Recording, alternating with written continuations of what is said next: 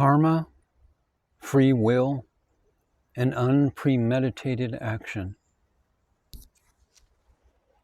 15th August, 1948. A visitor from the north seemed to be extremely agitated.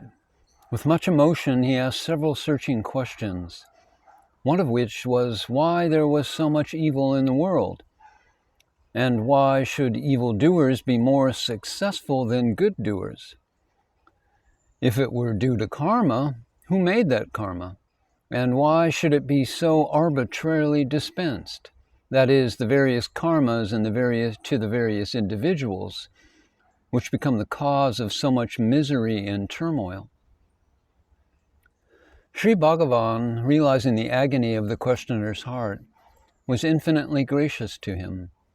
He answered all his questions with amazing clarity and precision. About karma, he said, "Whose karma is it? There are two creations, one God's and the other man's. God's is single and free from karma. Man's is varied and has various karmas.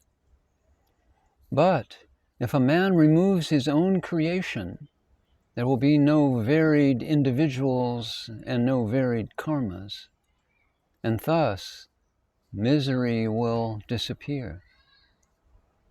He who kills man's creation sees heaven only. The others see only hell." It is every intelligent man's experience that evil doing recoils on the doer sooner or later. Why is this so? Because the self is one in all.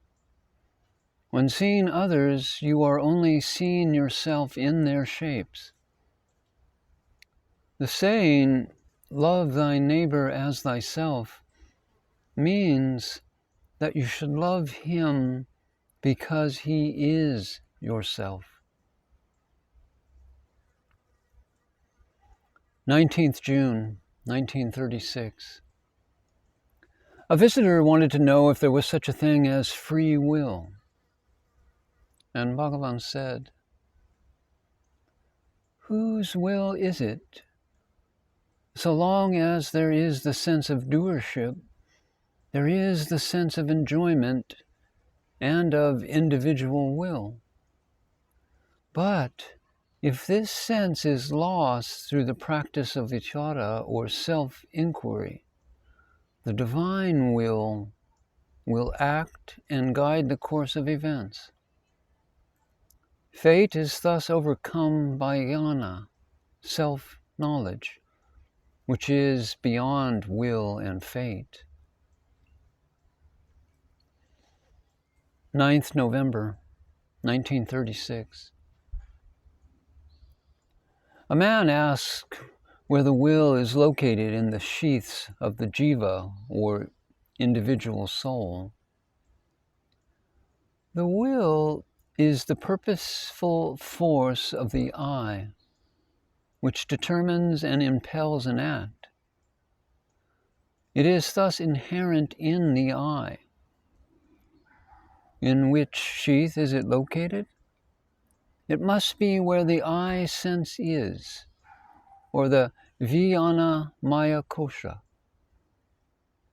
The Annamaya Kosha is the physical sheath. The Pranamaya Kosha is the sheath of the life and senses. The Manomaya Kosha is that of thoughts and sense perceptions, that is, of subject and object. And the Vijnanamaya Kosha is the sheath of the I sense, where the self-conscious individual wills and determines. It is really unnecessary to go into all this detail. What we should be concerned with is the true nature of the I, which is the pivot of all these sheaths and worlds. The true I is the supreme reality, Brahman, or Atman. 19th May, 1936. A French doctor of philosophy came for the day. He asked, "How should a seeker work?" Without taking himself to be the actor. That is, he should work without motive or a hard-cast plan. For instance, when you started on your journey from Paris, did you include this place in your itinerary? No. Now you see how you came without previous planning.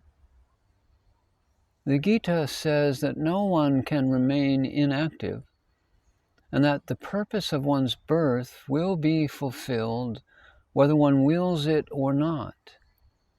It is therefore wise to allow the purpose to be fulfilled by itself. 10th February, 1944. In this connection, it is relevant to record here a single instance of how the divine will automatically acted to the benefit of a devotee through an unpremeditated action. About a month ago, Shiva, one of the master's attendants, was for some reason dismissed from service, and he immediately left for his village.